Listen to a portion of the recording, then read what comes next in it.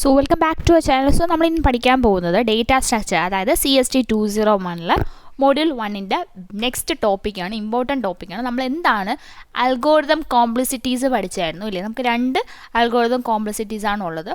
ഒന്ന് time complexity and space complexity. Space complexity നമ്മൾ കഴിഞ്ഞ ക്ലാസ്സിൽ പഠിച്ചു. നമ്മളിനി നോക്കാൻ പോകുന്നത് എന്താണ് ടൈം കോംപ്ലക്സിറ്റി എന്നാണ്.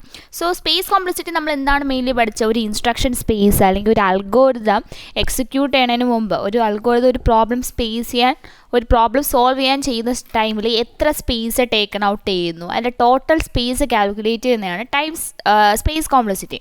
സോ ടൈം കോംപ്ലക്സിറ്റി എന്ന് പറഞ്ഞാൽ ആ വാക്കിൽ തന്നെ ഉണ്ട് എന്താണ്, it is been calculated the time taken by a program to an algorithm to solve a problem. ഒരു അൽഗോരിതത്തിന് ഒരു പ്രോബ്ലം സോൾവ് ചെയ്യാൻ വേണ്ടി എത്ര ടൈം, അതായത് കമ്പയർ ടൈം എക്സിക്യൂഷൻ ടൈമും വരും അതിൽ. അതാണ് ഈ ഫോർമുല കൊടുത്തിരിക്കുന്നത്. TP, അതായത് time complexity is equal to C plus TP of I. ഇതിൽ C എന്ന് പറയുന്നത് നമ്മൾ സ്പേസ് കോംപ്ലക്സിറ്റിയിൽ C എന്താണ് പഠിച്ചത്, ഫിക്സഡ് പാർട്ടും വേരിയബിൾ പാർട്ടും. സോ ഇവിടെ വരുന്നൊരു ഡിഫറൻസ് അത് മാത്രമാണ്. C എന്ന് പറയുന്നത് it's the compile time and TP of I is execution time.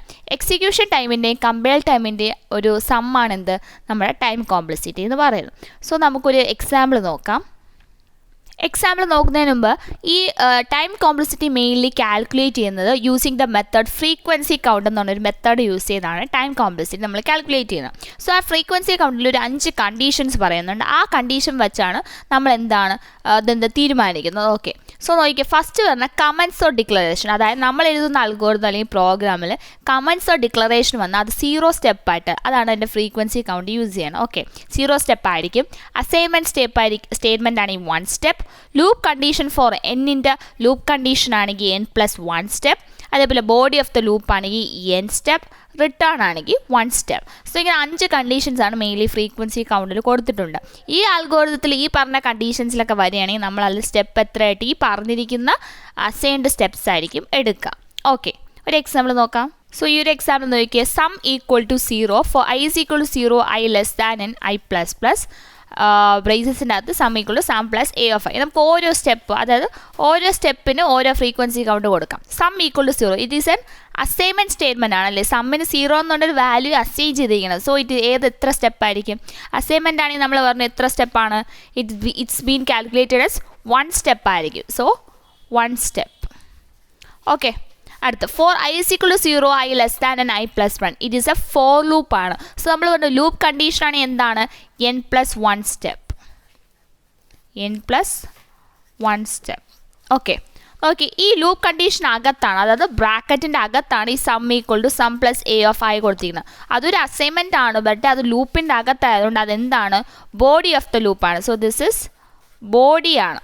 Okay, body of the ലൂപ്പായിട്ട് അത് എത്ര ആയിരിക്കും, നമ്മൾ പറഞ്ഞു ബോഡി ഓഫ് ദ ലൂപ്പാണെങ്കിൽ n സ്റ്റെപ്പ്. ഓക്കെ, ഇങ്ങനെ നമ്മൾ ഓരോന്നിൻ്റെയും ഓരോ സ്റ്റേറ്റ്മെൻറ്റിൽ ഓരോ കണ്ടീഷൻ്റെ എന്ത് കണ്ടെത്തുക, ഫ്രീക്വൻസി കൗണ്ട് കണ്ടെത്തുക. ഇതെല്ലാം കൂടി ആഡ് ചെയ്ത് നമ്മൾ എഴുതുന്നതായിരിക്കും നമ്മളെന്ത്, time complexity. So time complexity is equal നമ്മൾ പറഞ്ഞു C plus T of I എന്ന് പറഞ്ഞു. C എന്ന് പറഞ്ഞാൽ compare time plus execution time. നമ്മൾ ഇത് ജസ്റ്റ് അതൊന്നും നോക്കണ്ട, ജസ്റ്റ് ഈ ഫ്രീക്വൻസി കൗണ്ട് നമ്മൾ കണ്ടെത്തുക, അതെല്ലാം കൂടി ആഡ് ചെയ്ത് എഴുതുക. അപ്പോൾ ഫസ്റ്റ് എത്രയാണ്, 1 step. So 1 plus n+1 plus n.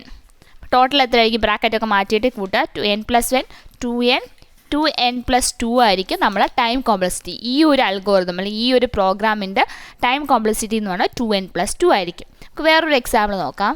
ഈ ഒരു എക്സാമ്പിൾ നോക്കിയാൽ ഇവിടെ സം ഒരു അറേ കൊടുത്തിട്ടുണ്ട്, അത് n, n കൊടുത്തിട്ടുണ്ട്. For I is equal to 0, I less than n, I++.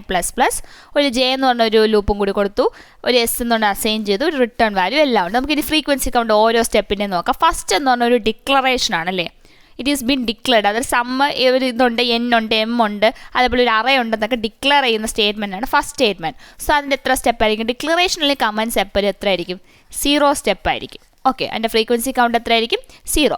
Next നോക്കി, നെക്സ്റ്റ് എന്ന് പറഞ്ഞൊരു ലൂപ്പാണ്, ഫോർ ലൂപ്പാണ്. ഫോർ ലൂപ്പ് നമുക്കറിയാം എത്രയായിരിക്കും, n+1. For loop n+1 step. Next ഒരു J ആണ്. ഫസ്റ്റ് വൺ I എന്ന് പറഞ്ഞൊരു ഫോർ ലൂപ്പ്, വീണ്ടും ഒരു ഫോർ ലൂപ്പ് വന്നതുകൊണ്ട് അതായിരിക്കും n × m+1 സ്റ്റെപ്പ്. ഒരു ഫോർ ലൂപ്പും കൂടി വന്നുകൊണ്ടാണ് എന്ത് പറഞ്ഞത്, n × m+1 step. Okay, next നോക്കി, നെക്സ്റ്റ് അസൈൻ ആണ് അല്ലേ, assignment statement S is equal to എന്നാണ് അസൈൻ ചെയ്തിരിക്കുന്നത്. സോ അവിടെ രണ്ടാണ് അസൈൻ ചെയ്യുന്നത്, അതായത് I യും J യും.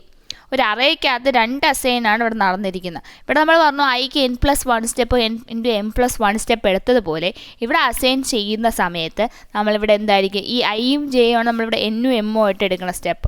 സോ ഇവിടെ നമ്മൾ എടുക്കുന്ന അസൈൻമെൻ്റ് ആയിട്ട് എടുക്കുമ്പോൾ നമ്മൾ n m എന്നായിരിക്കും സ്റ്റെപ്പ്. എത്രയായിരിക്കും? n m സ്റ്റെപ്പ് ആയിരിക്കും ഈ ഒരു സ്റ്റേറ്റ്മെൻറ്റിൽ. പിന്നെ നമുക്ക് റിട്ടേൺ പറഞ്ഞു. റിട്ടേൺ എന്ത് വന്നാലും റിട്ടേൺ എത്രയായിരിക്കും? 1. ഓക്കെ, അപ്പോൾ ഫ്രീക്വൻസി കൗണ്ട് എല്ലാ സ്റ്റെപ്സിൻ്റെയും കണ്ടെത്തിയല്ലോ. ഇനി നമുക്ക് total time complexity is equal to c plus T P of I that is equal to c എല്ലാം കൂടി ആഡ് ചെയ്ത് okay that is n+1 plus n into m+1 plus nm plus 1 plus 0. So മൊത്തം ഒരുപാടുണ്ടല്ലോ, ഇതെല്ലാം ബ്രാക്കറ്റൊക്കെ മാറ്റി ചെയ്യണം. Okay, so എങ്ങനെ ചെയ്യും നമ്മൾ? First n+1 plus nm plus n plus nm plus 1 plus 0.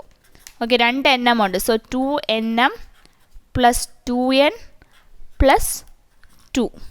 ഇതാണ് നമ്മുടെ time complexity. Okay, so time complexity for this program അല്ലെങ്കിൽ അൽഗോരിതം ഇതാണ്. ഓക്കെ, അപ്പോൾ എങ്ങനെയാണ് ടൈം കോംപ്ലക്സിറ്റി കാൽക്കുലേറ്റ് ചെയ്യുന്നത് മനസ്സിലായല്ലോ. സിമ്പിളാണ്. എക്സാമിന് ഇതേപോലെ ചെറിയ ചെറിയ പ്രോഗ്രാം ചോദിച്ചിട്ട് നമ്മൾ അതിൻ്റെ ഫ്രീക്വൻസി കൗണ്ട് കണ്ടെത്തറിയാമല്ലോ. ഓരോ സ്റ്റെപ്പിൻ്റെ ഫ്രീക്വൻസി കൗണ്ട് കണ്ടെത്ത് ആഡ് ചെയ്ത് എഴുതുക. അത്രയേ ഉള്ളൂ ടൈം കോംപ്ലക്സിറ്റി. ഓക്കെ.